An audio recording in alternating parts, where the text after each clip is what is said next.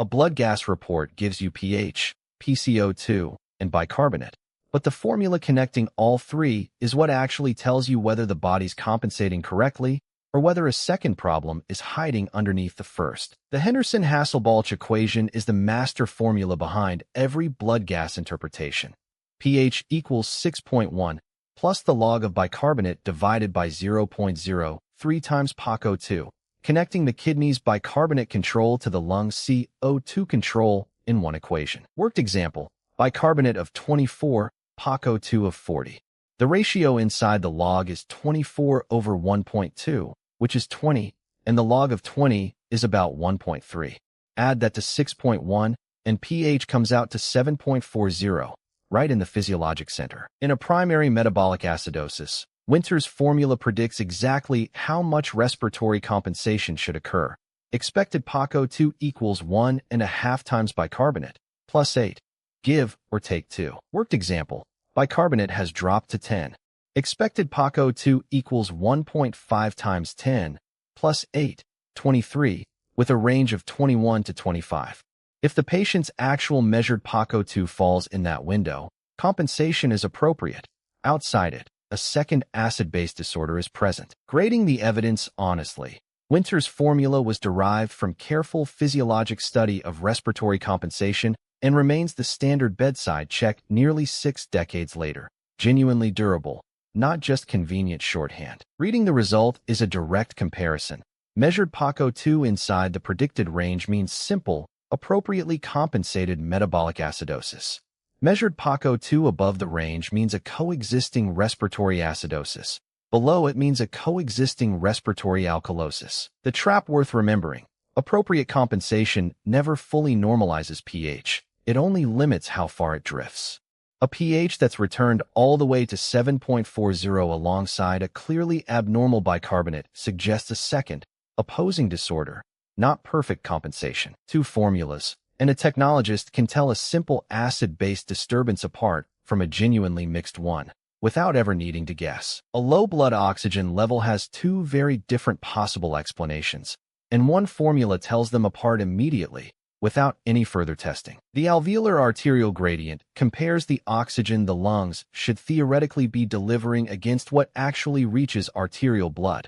Alveolar oxygen, calculated as roughly 150 minus PaCO2 over 0.8, minus the patient's actual measured PaO2. Worked example, PaCO2 of 40, measured PaO2 of 70. Calculated alveolar oxygen is 150 minus 50, which is 100. So the gradient is 100 minus 70, a clearly elevated 30 millimeters of mercury against a normal upper limit closer to 15. One nuance worth knowing. The normal AA gradient isn't a fixed number. It rises gradually with age, roughly estimated as age divided by 4 plus 4, since lung efficiency naturally declines over decades. The real diagnostic power is in the split. A normal gradient with low oxygen points to a breathing or ventilation problem outside the lung tissue itself. An elevated gradient with low oxygen points to an actual lung problem, mismatch, shunt, or diffusion defect. The 3 classic causes behind an elevated gradient are worth knowing by name. Ventilation-perfusion mismatch, the most common, right-to-left shunt, where blood bypasses ventilated lung entirely, and diffusion defects, where oxygen simply can't cross a thickened membrane fast enough. One calculation, and a technologist can point a clinician toward the lungs themselves, or away from them entirely. 2 more formulas solve problems that trip up even experienced staff. Sodium results distorted by high glucose, and anion gap results that hide a second acid-base disorder underneath the first. High glucose pulls water osmotically into the bloodstream, diluting sodium and making it look falsely low. The correction, measured sodium, plus 1.6 for every 100 milligrams per deciliter glucose, sits above 100. Worked example, a measured sodium of 130 alongside a glucose of 500.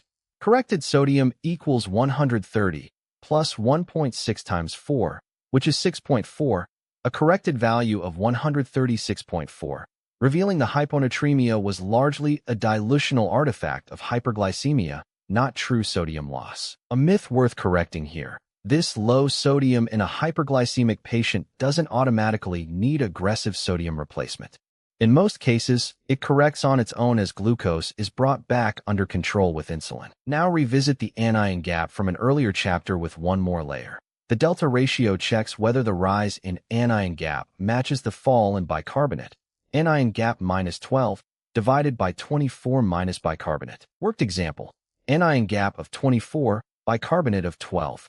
Delta ratio equals 24 minus 12 over 24 minus 12, 12 over 12, exactly 1.0, meaning the anion gap rose exactly as much as bicarbonate fell. A clean, pure, uncomplicated high anion gap metabolic acidosis. The ratio itself reads on a scale. Below 1 suggests a concurrent normal gap acidosis is also present. Between 1 and 2 suggests a pure high gap process. Above 2 suggests a pre-existing or concurrent metabolic alkalosis is masking part of the bicarbonate drop. Chain it together with what you already know. The anion gap tells you a metabolic acidosis exists. Winter's formula tells you if respiratory compensation is appropriate, and the delta ratio tells you if a second metabolic process is hiding underneath both. A number that looks distorted usually isn't wrong. It's telling you something more specific once you apply the correction it actually needs. Acute kidney injury has two very different flavors: dehydration-driven versus actual tissue damage. And two formulas built directly from routine chemistry values tell them apart before imaging or biopsy is ever needed. Fractional excretion of sodium compares how much filtered sodium the kidney actually excretes versus reabsorbs. Urine sodium times plasma creatinine divided by plasma sodium times urine creatinine times 100. Worked example: urine sodium 40, plasma creatinine 2.0, plasma sodium 140, urine creatinine 50. FENa equals 40 times 2 over 140 times 50 times 100 to 1.14%, above the 1% cutoff and consistent with intrinsic renal damage rather than simple dehydration. The BUN to creatinine ratio offers a simpler, faster complementary clue. Just divide BUN by creatinine, both in the same mg or dl units. A ratio above 20 to 1 suggests prerenal azotemia. A ratio near 10 to 1 suggests intrinsic damage. Worked example: BUN 42, creatinine 1.0. The ratio comes out to exactly 42 to 1, well above the 20 to 1 threshold, and strongly suggestive of a prerenal cause like dehydration, heart failure, or gastrointestinal bleeding. Put the two together, and the pattern classifies AKI cleanly: a low FENa plus a high BUN. Creatinine ratio strongly favors prerenal disease. A high FENa plus a near-normal ratio strongly favors intrinsic damage like acute tubular necrosis. Work the actual bedside decision in order. Check the medication list for recent diuretics first. If present, FENa is unreliable, so lean on the BUN, creatinine ratio, and clinical picture instead. If absent, both formulas can be trusted together. One important caveat: FENa becomes unreliable in patients recently given diuretics, since diuretics directly force sodium excretion regardless of the underlying cause. Always check the medication list before trusting a borderline FENa result. Quick pause. If this breakdown is helping you, take a second to hit like and subscribe. It genuinely takes a lot of effort to make videos like this, and your support keeps them coming. Two formulas, both built from values already sitting on a routine panel, and a technologist can flag the likely category of kidney injury before a nephrologist even walks in. Two hematology formulas serve a very different purpose than the ones covered so far. One catches instrument or specimen errors before they leave the lab, and the other flags a genuine medical emergency in progress. The hematocrit rule of 3 is a quick internal consistency check. Hematocrit should run roughly 3 times the hemoglobin value. Give or take a few percentage points, since the two measurements describe the same red cell mass from different angles. Use it as an automatic bench habit. Whenever a CBC result posts, quickly multiply the hemoglobin by 3. If the reported hematocrit is meaningfully different, that's a signal to check for a specimen mix-up, clotting, or an instrument flag before the result goes out. The second formula, absolute neutrophil count, directly quantifies infection risk in patients whose bone marrow is suppressed. Total white cell count, multiplied by the combined percentage of neutrophils and bands. Worked example: a white cell count of 3,000 per microliter with 40% neutrophils and 5% bands. ANC equals 3,000 times 0.45, exactly 1,350 per microliter, below the 1,500 threshold that defines neutropenia. The ANC result directly drives urgency. Mild neutropenia carries modest risk, but an ANC below 500 is severe neutropenia in a febrile patient. This is a same-hour emergency, since bacterial infections can progress with almost no immune defense to slow them. One formula quietly protects result quality. The other can trigger an emergency page within minutes. Both live inside a routine CBC differential. Two more ratio-based formulas turn raw chemistry numbers into a real clinical picture. One for iron status, one for kidney protein leakage. Transferrin saturation measures what fraction of the blood's iron-carrying capacity is actually occupied by iron. Serum iron divided by total iron binding capacity times 100. Worked example, serum iron of 50, TIBC of 450. TSAT equals 50 over 450 times 100 to 11.1%, clearly low against a normal range of roughly 20 to 50%, consistent with iron deficiency rather than iron being trapped elsewhere. Pairing TSAT with ferritin separates two anemias that otherwise look identical on a basic CBC. True iron deficiency shows both low, while anemia of chronic disease often shows low TSAT alongside a normal or even elevated ferritin. Switching to urinalysis. A spot urine protein to creatinine ratio approximates 24-hour proteinuria without needing an actual full-day collection. Urine protein divided by urine creatinine, both measured in the same units. Worked example, urine protein of 150, urine creatinine of 100. UPCR equals 1.5, approximating 1.5 grams of protein loss per day, a meaningful amount that warrants further nephrology workup rather than a false reassurance from a single dipstick. Two spot sample ratios, and a full day of urine collection or a second confirmatory test often becomes entirely unnecessary. Two formulas close out the clinical section and open the statistics section. One is still the actual gold standard for measuring kidney filtration, and the other is the exact math behind every QC violation flag you've ever seen. While Cockcroft-Gault estimates kidney function from a single blood draw, the actual gold standard measurement still uses a full 24-hour urine collection. Urine creatinine times urine volume divided by plasma creatinine times the collection time in minutes. The collection itself follows a strict sequence. Discard the first morning void to start with an empty bladder. Collect every void for the full 24 hours. Measure total volume. Then send an aliquot alongside a same-day plasma creatinine. The single most common reason this test gets rejected: a missed void, especially that critical first discarded specimen being kept by mistake, or a collection that clearly runs short of a full 24 hours.